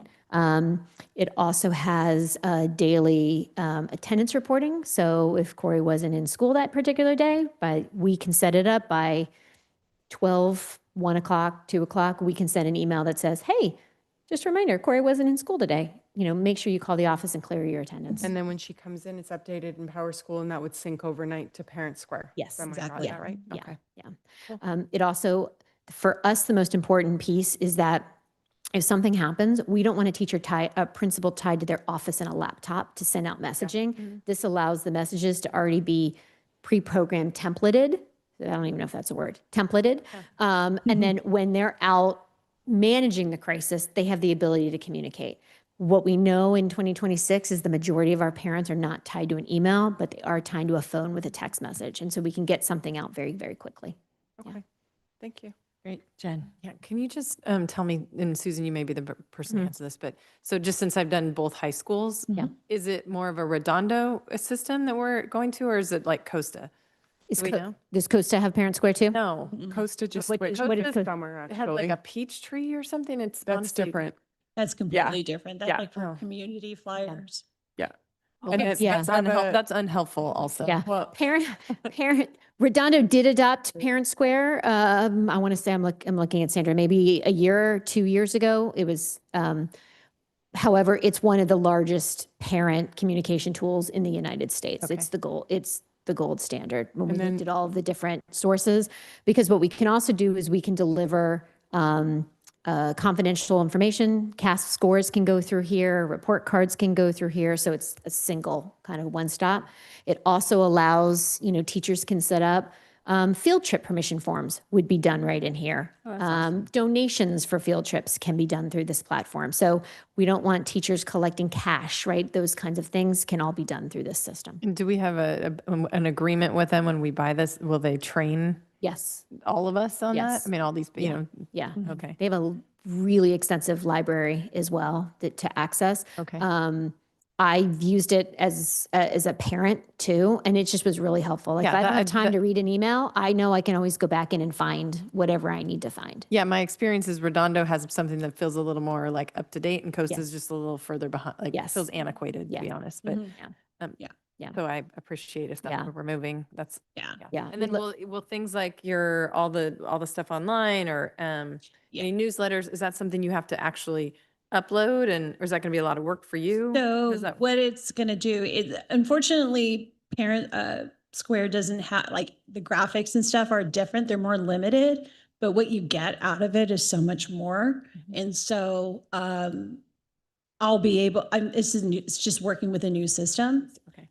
And yeah, And you're up to the challenge. Yeah. I'm up to Yeah. the challenge. Yeah. And the Well, our the graphics are great. yes, and the staff time to be like, oh, we have a new staff member, or what right now, at least once a month, Vicky's having to stop and do a download from Power School and do a manual upload. So you may not always be catching most up-to-date emails or parent goes in and changes the phone number. And again, this allows people to go in and say, this is how I want the information delivered to me, right? Yeah. So. Great. Yeah. Good, Maggie. Nothing? Is that a no? Thank you, Eileen. As usual, you're awesome. you. Eileen. Have a great night. Okay. And now the one we've all been waiting for. So I'm with bated breath, I announce second interim budget report, Ms. Fontenot. Thank you, Board President. I have the second interim report, a quick update for you all this evening. In summary, I'll wait for the slide to get ready. Thank you, guys. No problem. Okay, in summary, in the second interim, in January, we were able to finalize the negotiated settlement with HBEA. We settled on 1.75 and a $250 increase to benefits starting in January of 2027. Those figures are included in the multi-year projection, the current year and the 2 years out. So you're seeing real numbers for those, okay? Changes to revenue and expenditures. Revenue unfortunately has decreased going into the second interim report, and expenditures have increased due to several reasons. We've had some settlements. We've had increased staffing for teachers that are out on leave of absences that have been updated and included in the current year projection. But Hermosa continues to have a strong projected revenue reserve balance of about 21%. Next slide. Here's our famous pie chart that we all love. 80% of our revenue continues to go to salaries to support our staff. Next slide. Some key numbers in our multi-year projection. Conservative enrollment numbers for all 3 years. Moving forward, in January 2026, our current year enrollment did increase to 1451, so we might see a slight increase in revenue at the end when we do our P3 and annual reporting, but it depends on how many students come to school. Our average daily attendance dictates what we get. If kids are not in school for a day, we don't get paid. January 2026, the next two bullets are in regards to the governor's budget. In the multi-year projection, he has reduced projections for the cost of living increase in all 3 years. So that is affecting our LCFF funding moving forward. The governor's budget also, this is encouraging, does propose to increase special ed funding, potentially another student support block grant on the table, and more funding for the learning recovery block grant. He's going to give it back to us. So we don't know exactly what those numbers are yet. We're looking forward to the May revise, which is about, I think it's May 21st. And then again, that's just a proposal. You know, they don't adopt their budget until June 30th, and we're going to adopt our budget third week of June. So it'll be a dance that we're going to do to make sure that we get everything in. Next slide. Looking at the multi-year projections, we're remaining physically solvent for the current year and the 2 subsequent years. We're going to continue to monitor expenditures until the end of the year. We're going to be prudent and cut costs where we don't need things. We can wait till the following year, or we just move the program in another direction. This year, we will be required to expend some of the one-time dollars that are expiring in June, which is effective educators, the arts and music discretionary block grant, learning recovery block grant. When you look at the reserve for all 3 years, we currently are remaining very physically solvent with a strong reserve. Next slide. And do we have any questions? Okay, we're going to start with Maggie, I guess. I've been playing around with looking at the governor's budget, and it looks like the $1 billion that he's putting into community schools is going to stay like at $1 billion. And priority goes to schools that, or districts that have over a 50% unduplicated count. So I know we're not in a priority category, but they're also talking about making this a permanent grant going forward off of this. And given that Hermosa has had an approach to whole child, I'm wondering if it makes sense for us to think in a future budget about Beach City's health district does many of these supports that wrap around for whole child, but I'm just curious, this has nothing to do with your report. This is purely about budget brainstorm. Yeah. But if there are possibilities for us to think about how some of the other whole child supports we do with mental health, parental outreach, and any of those other services might make us eligible for some pot of this state funding going forward to help. It's really hard. We're just the losers. I mean, we are just the losers in the budget game. Grant, so you know, many you've been grants. trying to explore different grants, and every time you click on one, you do the deep dive, we're just not the category they're looking to fund. And it's frustrating. And I think that's really why we so much appreciate the support of HBEF. Yeah. I mean, and PTO. I mean, PTO right now is on target to raise, $100,000 just a Dolphin Dash, right? Like the things like we heard tonight are only possible through HBEF and PTO. And I think that's, it's really a gift to our community, because in these governor's budgets, and the three of us look at each other, we do not come out, but also knowing there's such a surplus of money in other districts. Yeah, we're way below the 55% unduplicated population at 7%. And so, Yeah.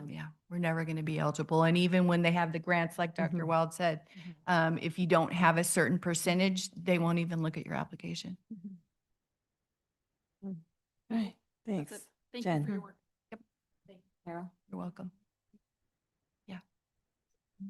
Where does that Prop 98 come in? Because that doesn't depend, it's not contingent on duplicated students, right? So Well, isn't that- we're watching the governor's budget with bated breath, because every indication is that there's going to be some deferrals, again, from Prop 98. So that's a great question. If we only had an attorney on this panel. Great question. Unfortunately, the law allows the governor to defer, and there's nothing in the law that, an emergency. and the deferrals can be paid back $1 a year.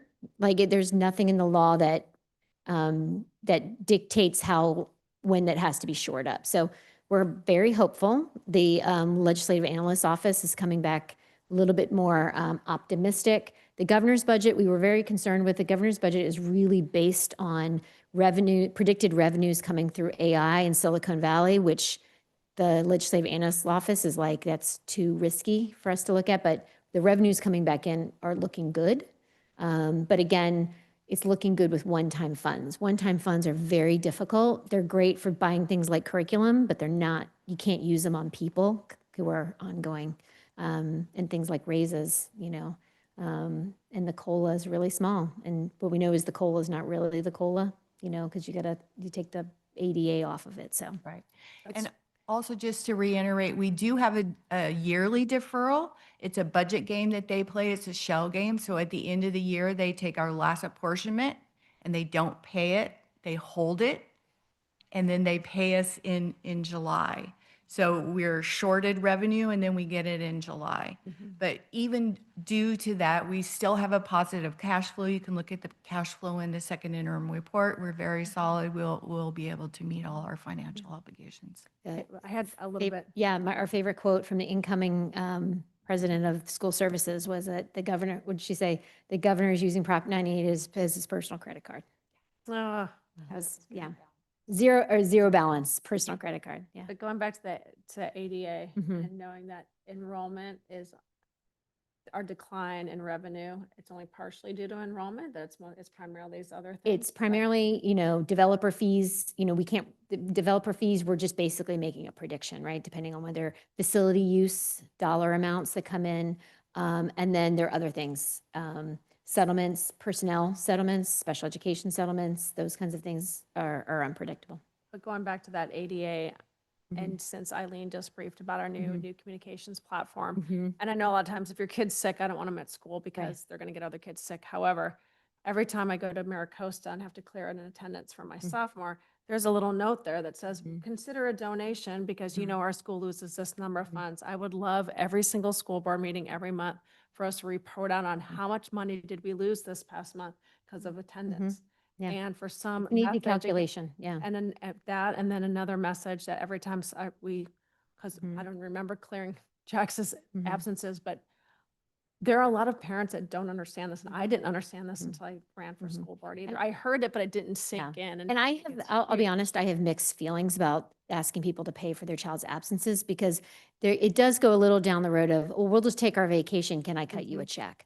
I really need them in the seat, right? And There's other things besides money. I don't Right. want kids. Yeah, I mean, Exactly. it's one of the number one things we hear from our teachers. We're right now engaging, and this kind of goes a little into my report, but right now we're engaging in some really meaningful coaching with our teachers in Wit and Wisdom. We have coaches coming in. What are the biggest challenge our teachers are facing right now is if a student was absent. What we saw the day when we walked Vista, you can't make that up at home, right? You know, that kind of speaking and listening. So what we always say to families, yes, if they're sick, fever, vomiting, stay home. However, let's plan the vacations around the 190 sick 5 days that you're not in school, right? Because we can't, we do want people to feel the financial impact, but we also don't want them to think it's okay to write a check to be absent. And maybe that's why I don't know what the problem is. I don't know how deep of a problem we have with absences that are kind of voluntary absences. Is there a way to find that out? We track it. We actually, But the we can see. voluntary, the type that you know they're not sick, we can figure that out. Yeah, we can pull. It's an easy report. And even, I think some parents think, well, if I called in the absence, it'll be okay. But we still don't get paid. It's but in the seat. Right. And if you have a partial day, if your child has a dentist appointment, eye doctor, a checkup at the doctor's, by all means, take them, but bring them to school either before or after that appointment, and we'll still get paid for the day. No, I just have one thing. Yeah. So, I mean, we can send out information or just make a public service event. There, we did a video at one point We about do. it. Yeah, we did a I video. mean, We it just might not hurt us to continuously try to educate families on that. Because I agree, Rachel, it's very confusing as a parent. I've been a principal before, and I was like, I mean, I would send letters out to families that were like, you missed, 15 days, and this is how much it cost us. Did you know that? Just so they're aware. Right. Even, sometimes the real one that hits people and teachers too is that, yes, we have 1,451 student. That one really matters. But I don't get money for 1,451 students. We get money for 1,374. But I still have to provide a teacher for 1,451. So even that I feel like is like really great information. I mean, we understand it because we live in this world. Yeah. But when you're just trying to be like, my kid doesn't feel good today, or I need to go and I want to take this extra day to see the grandparents or something. No, I know, but they just don't, like, we could maybe do a question and answer, frequently asked questions, things you might be thinking. We pushed it out in the January because we were like, new year, new relations. But yeah, we need to just keep hitting it more. Like, come to school, come to school. Because it's a rude awakening at Maricosta now with the absences. Yeah. Because unless you have it in the. They just changed that 2 years ago. Yeah, So it's they been hard had a to grow. similar problem, problem being like 96% or whatever it was. And so they rolled out a new system 2 years ago when our younger daughter started. But yeah, You don't get full. There's credit no to a messing around. class. If you're gone that day or you don't come back, you don't get full credit unless you get a doctor's note, a note. So it's stressful. Yes. Yeah. And all these people that are living in this world are not. they also, though, before they rolled that out 2 years ago, they did have the financial cost associated with it. And I'm going to get the number completely wrong because it wasn't mine to remember. It was like $69 or something a day. Well, I was going to say it was like $500,000 that they lost as a high school for absences. I will tell you, our middle school is not our attendance problem. Our TKs. It's our littles. The TK and K have the worst attendance in the district. I think it's just this idea of, it's not important, we'll take off. So there are, I was meeting with Dr. G just last week, and we were talking like, how do we really hit it hard? But they are our worst offenders. Yeah. Pay attention, TK parents. Come to school. Just go. I think just explaining to them that as you get to middle school, that it does, it is like you aren't getting the full funding because of these absences, and they just don't understand how it's collectively affecting the We whole. also tell parents it's anxiety producing. It's like going into a really important meeting and you're 20 minutes late. Like that's how it feels when you've missed a day of school. Like really important things happened and you weren't there for it. So it can contribute to some of the mental health issues. Thanks, Paula, for always making things understandable for me in particular. You're welcome. All right, superintendent report, Dr. Wilds. Just that, we've spoken a couple things. Glenn Miller was amazing last night. We had a really great time. I do want to highlight though, there was a alto saxophonist all the way on the left. And that little boy was one of my fifth graders when I was a school principal. And he was like a rock star.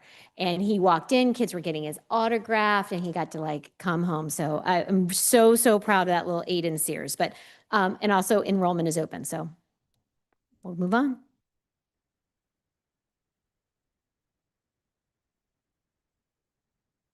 Hey, I thought you were asking her to give you the slideshow. Okay. Now we'll move on to the consent. Do I have a motion to approve the items on the consent agenda? So moved. Thanks, Jen. Second. Second. Second, thanks, Carol. All in favor? Aye. Aye.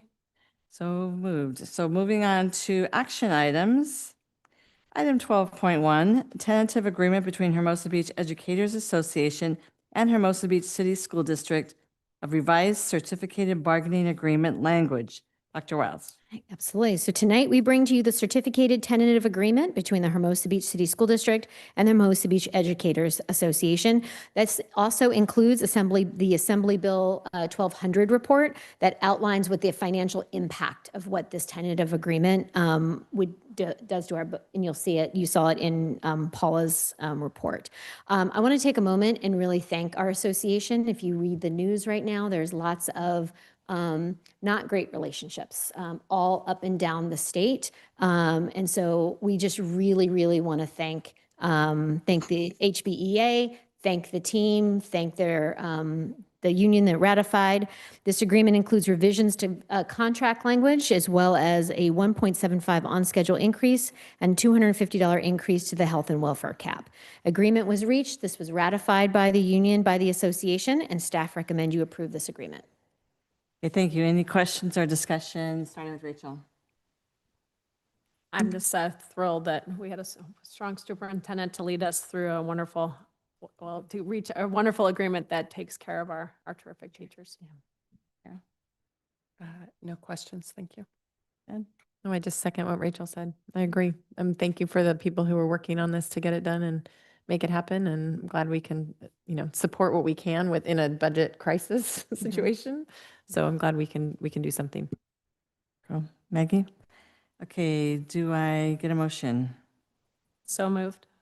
Rachel, second? Jen, all in favor? Aye.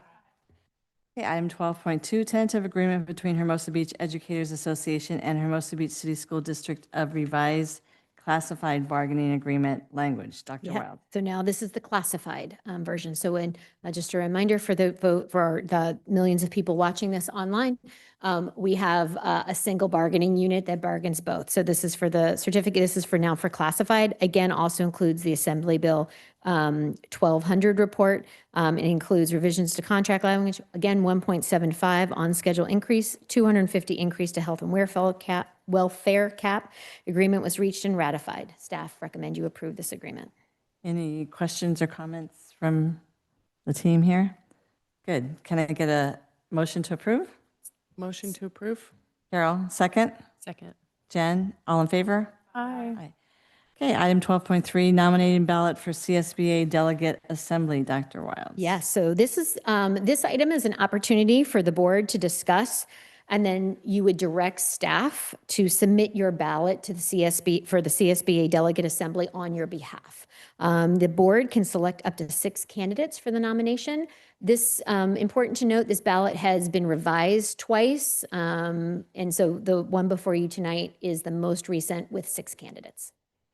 All right, any questions or comments from our team here? Okay.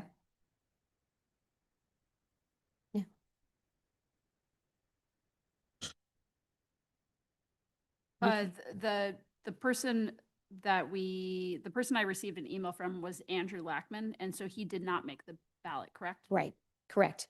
He was on, but then I believe he was off on the revised ballot. Thanks, appreciate that.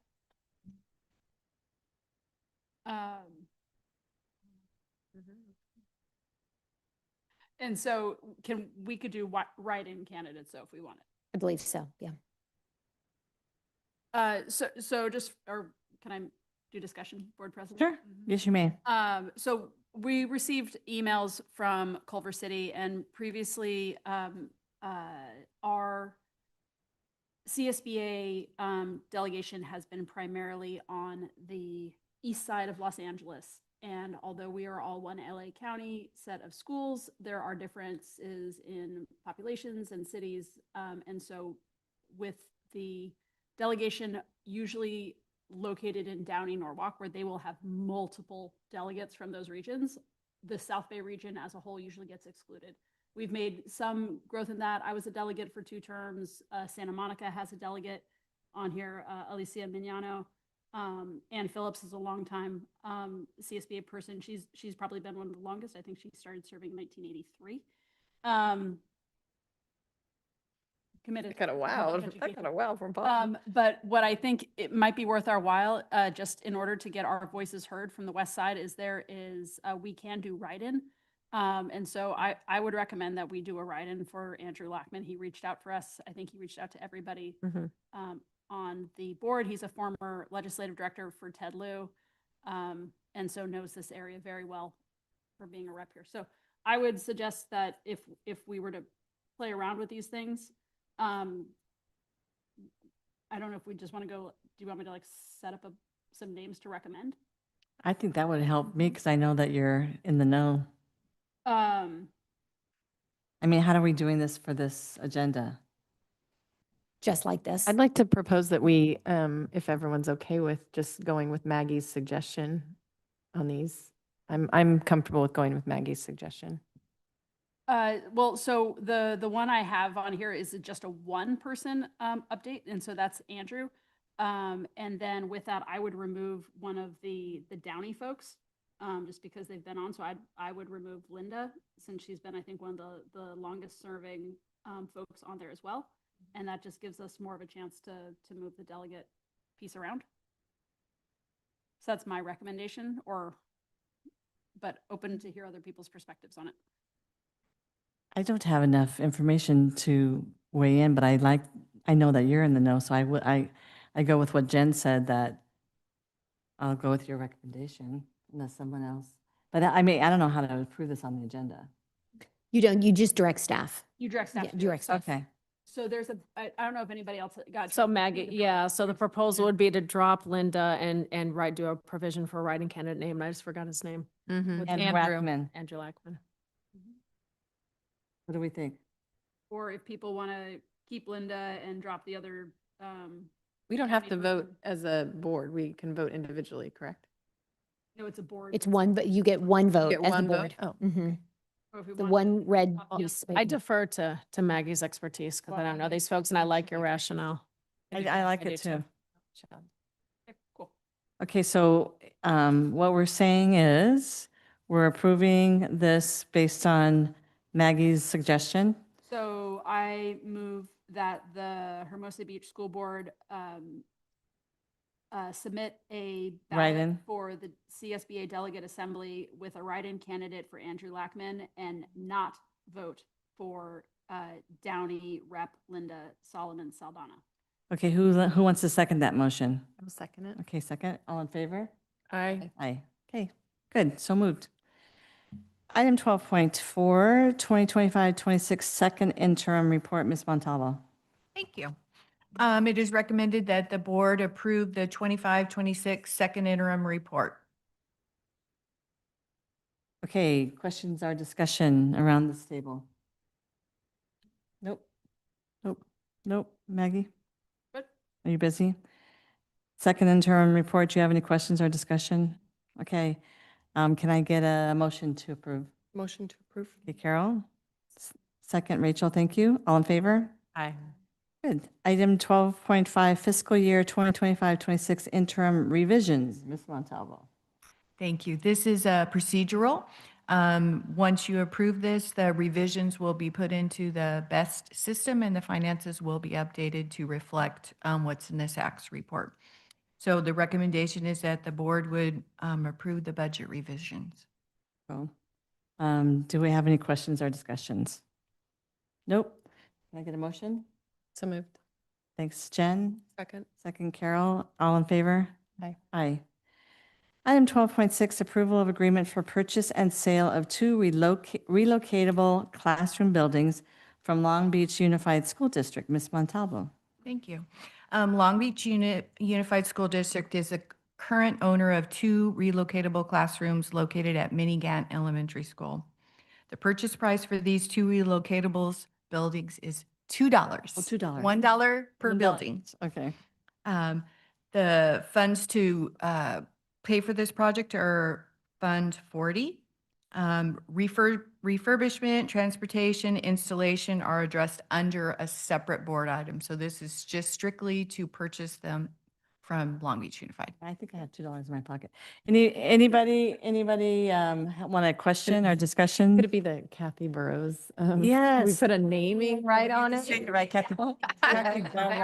Barrow. Barrow. Yeah. Which one is Fund 40? Capital projects. Okay, no discussion, questions? Okay, can I get a motion? So moved. Thanks, Jen. Second? Second, Carol, and all in favor? Aye. Aye. All right, item 12.7, approved piggyback contract for relocatable classroom buildings. Ms. Montalvo.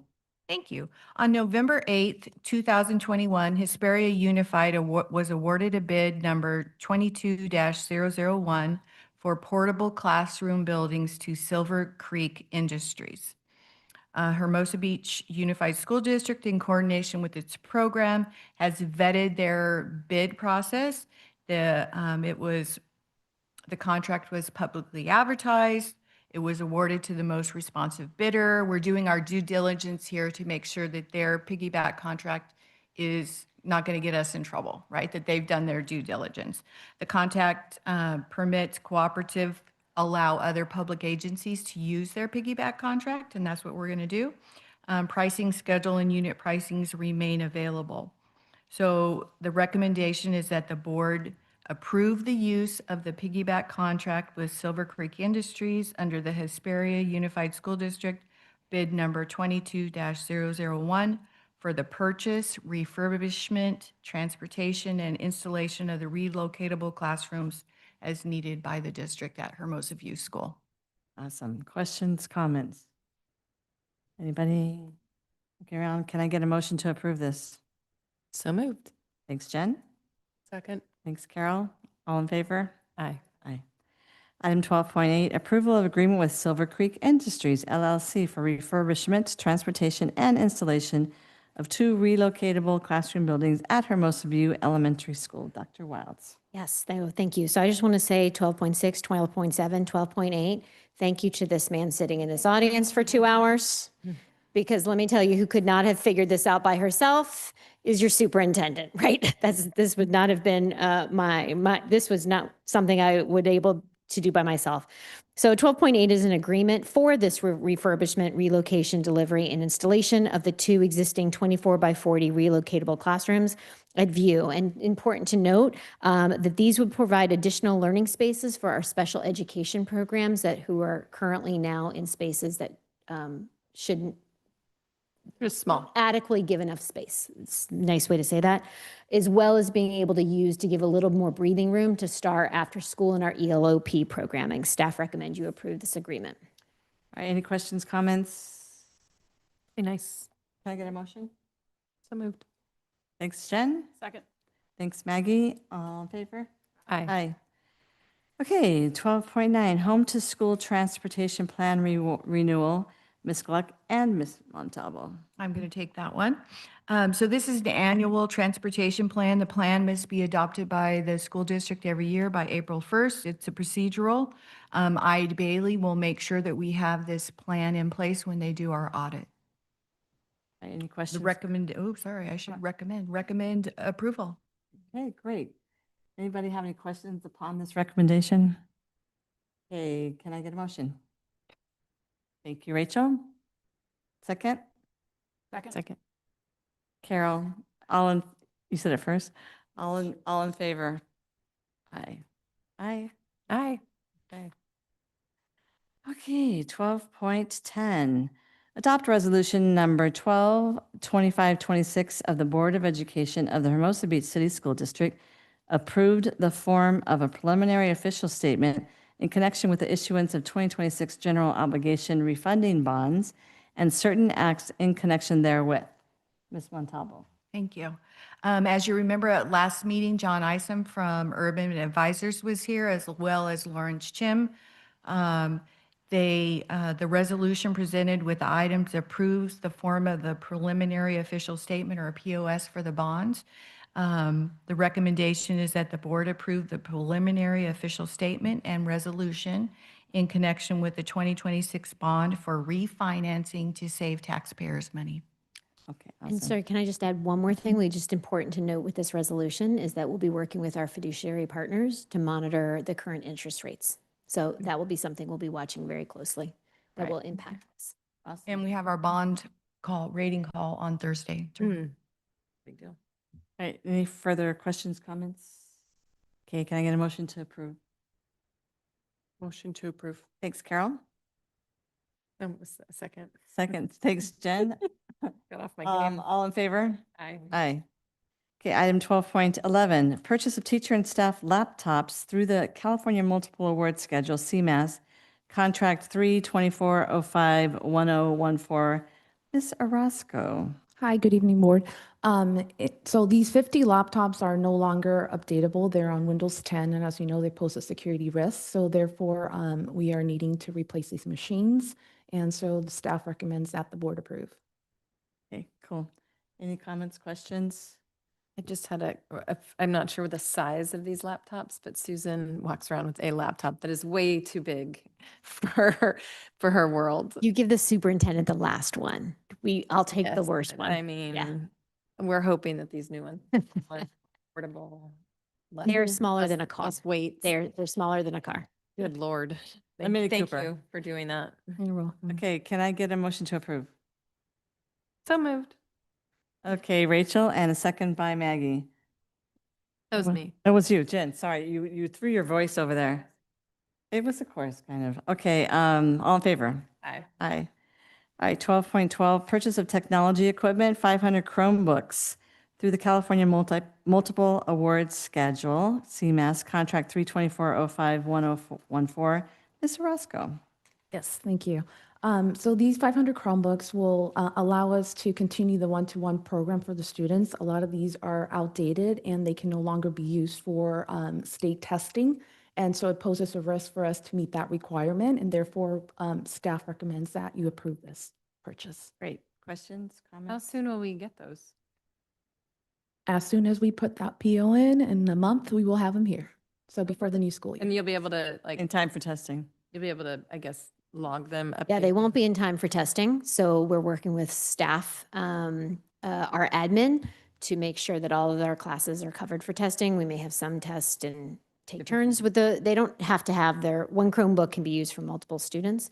You have to use the Chromebook for Yeah, the test? you do. You can't use have your to have own a personal laptop? No, it has to be on a secure browser. And so that's part of the issue. We have Chromebooks that are well past their end of life, and so they won't update. So, but we want to put this purchase in for the Chromebooks so that Sandra and her team can work this summer in getting them inventoried and out to students. But we also know that there's a lag time, tariffs, state of the world that are making these run a little slower. All right, cool. Questions, comments? Okay, can I get a motion to approve? Thanks, Carol. Thanks, Rachel. And all in favor? Aye. All right, 12.13, approval of purchasing agreement for Parent Square Communication Platform. Mr. Roscoe. Yes, so this is what Eileen, Parent Square communication, where it would be your one-stop shop, where parents can receive flyers or events or urgent communications. It can also do critical absentee. There's a feature in there that you can pull a report and see if the students have been absent for X number of days. And then you can bring the parent in and try to, cater to those students and try to figure out why they've been absent. And so that's a good feature. Also, they have a feature for paying, like for student uniforms, for dances, for concerts. You can probably even use it for Chromebook fees. So it's one platform. They don't have to go through multiple platforms to get what they need. So staff is requesting to approve this, the board approve this Great. purchase. I don't think we have put it because we asked Eileen questions. Yeah. Can I get a motion to approve? So moved. Thanks, Carol. Second? Second. Thanks, Jen. All in favor? Aye. All right, that concludes the action items portion of the agenda. We will now move on to the board member roundtable. Bye, thank you. Okay, starting with you, Rachel, board member roundtable. You don't have to have anything you don't have. I think I'm going to pass. I was going to bring up an issue, but I'll save it for next time. Okay. Go ahead. You go. Now I feel like I have to say No, something. you don't have to. Do you have anything? Yeah. So just Kathy gave me a teacher look and I felt like I had to say something. I do have that look. What That's my husband. What I did want to bring up is that I had the pleasure of going to Beach Cities, had an event. I think this was last weekend, could have been the weekend before, it's a bit of a blur. And I had the privilege of seeing our own superintendent on a panel with some other, 2 or 3 other people, I think, 2 other people from Redondo talk about leadership and what that means to young students. And obviously she made us all look really good. And As usual. so it was really nice to see. It was really nice to see a full house. I think they had something like 100 students from all over LA County show up. So very cool event. What was it for? Student leadership. Yeah. Oh, I went to that last year. Yeah. Different than what we've been to before. Okay. All the kids came to Alcove. It kicked off with myself, Jane Deal, young Cho. Interestingly enough, Jane Deal, who's now on the Beach City Health District Board, was she was on the board that hired me first as a principal. So it was like a little walk down memory lane. And all the students came, and so we was kind of like we were just like the first 20 minutes. And then the rest of the day, they were all engaged in different leadership breakout. They had like purpose workshops and mindfulness workshop. It was really cool. It was through Beach Cities Health. Beach Cities Health District. Yep. That's awesome. Okay, Jen, roundtable. No, I was just thinking, just since the state of the world is a little crazy right now, I'm sure that we're getting students coming to school having, whether it's being, having watched the news or just being nervous about things. And just hopefully that we're Yeah. able to give our staff support, and maybe through the committee that Carol is sitting on. I'm not sure what we're able to do. We got some really amazing resources from LA County that Ms. Bledsoe and principals were able to push out to their teachers, more so geared for like middle school and high school age, but how to have lead respectful conversations about political world events. So we really thank them for being able to provide those resources to us. Great. Will you just send us that in your Friday Mhm. update? Yep. Because I'm sitting on, or I'm attending, well, Susan and I are both attending the South Bay United Against Hate committee. I'm not quite sure yet what the committee can do other than meet. And I'm asking because it doesn't seem like there's a budget. And so it's talking about things, but I'm not sure. I would like to encourage the group to find budget numbers within their organizations or whatever representative they represent, to bring things to the table to be able to then do something if they want to do. Because I'm not finding that there's a lot of talking. I'd like to find us a way to do things. We have a purpose, right? Yeah, it just seems, I'm not sure what it is yet. But I feel like it's going to flow into some of the things in the world that are happening. Thanks. Maggie. Apologies, folks. I got 4 things for you. Please send out there. We can count on that. I do. Yeah, it's good. Working at home. I love it. Working at home all day, just by myself in the corner. First of all, thank you to leadership, Hermosa, for inviting the board to come speak with its upcoming leadership class. I know Dr. Wilds is going to go. I can't go. It's a great experience, board members. Carol if and you I- haven't we- done it, Carol's going to go. Yeah. because it's really fun to. Jen, you're able to go. Jen's going to. Yes. You're going to go too? Carol and I. Here can on go, you. Yeah. I Perfect. was Thank you. just- The second thing is just a general note for people that there's a primary coming up in June, and we have both our assembly and state candidates running, and they know very little about education. So to get out and educate them on our issues. And so I also encourage everybody up here on the dais, like go out, and there's forums being held. There was one last week in Hermosa Beach.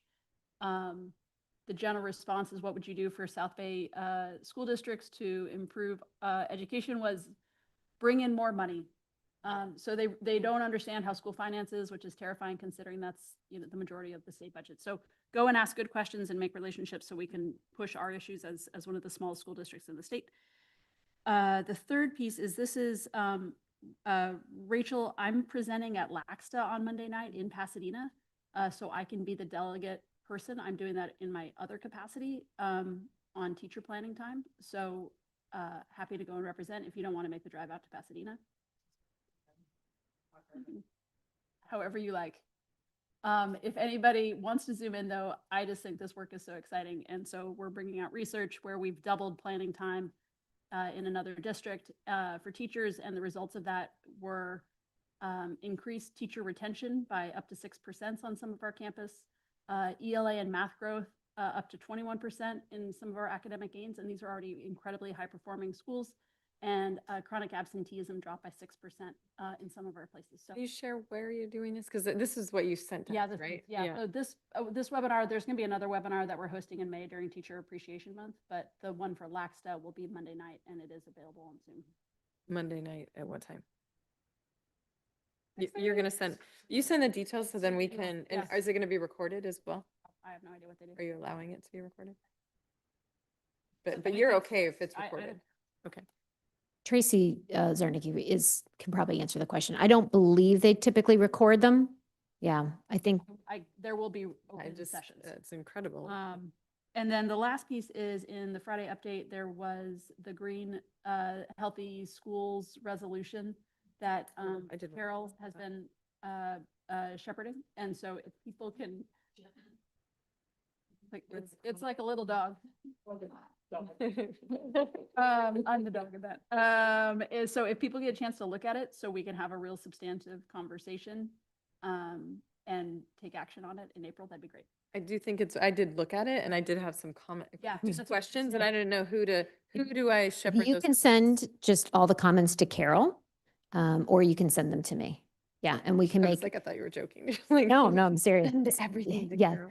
she's the main editor, but I'm happy to go in and make a comment on the doc. I try not to mess with the original copy of the doc, but it will be a discussion item in the April meeting. The thing if you haven't read it yet, to just when you look through it, to think about some things might be better to not put in writing.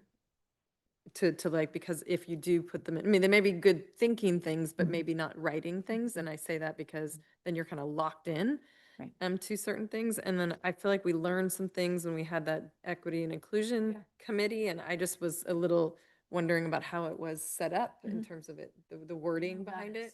So I was just all ready. So those are things to think about. And then just, you know, it talks a lot about tree growth, tree canopies and shade and all those things, and which I'm super supportive of, but trees do take a long time to grow if you're by them in certain stages. So when we've been talking with the architects about, you know, redoing things, just making sure we're cornering off money to buy big trees, not small puny trees. Grow fast So growing that grow faster, because there is an issue with the trees in front of Valley.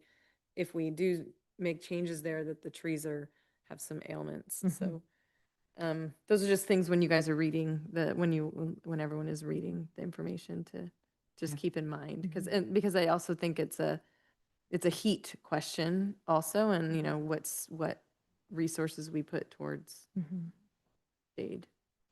All right. So I'm last. Can I? Yes, you may. that Maggie said. So for that LAXTA meeting, does anyone, because I can send you the email, because we can all register and go, can either go. And I do see now, because it was in tiny little print at the very bottom, that alternative school schedules presented by Maggie Bove La Monica. Well, that's what they have you on. So, which is why when you just, So you're going to send that to us. so it's from 5:30 to 6 is the mixer, and then at 6 o'clock, but it's out, it is out in Pasadena. It's a hike, but you can register and attend via Zoom. So I'll just share with everybody. Thank you. Thank you. All right, just real quickly, I had the honor of being a reader in kindergarten. First of all, Dr. Wilds was also a reader for the Read Across America, and I got to read in Audrey Aaron's class, and she happened to have been my former student. It was very, very cool, and the kids, it cracked me up, and they were very, very fun. It really made me realize that I taught the right age, eighth grade. Eighth grade was my jam, but their comments were hysterical, and they loved and thank you very much to Jessica Jacobs for running this whole program and all her efforts. That it was well run. As I was walking in, two police officers were walking out, and they were so excited, and they were sharing their stories. So it was awesome. Okay. Calendar, April 1st, HBCS, there's our next school board meeting. April 6th through 10th is spring break. May 4th through the 22nd is our CASP testing for grades 3 through 8. May 9th, HBEF presents Hearts of Hermosa. And that's it for this evening. Do I have a motion to adjourn this meeting? Motion to adjourn. Thank you, Carol. Second, thank you, Rachel. All right. Favor, aye.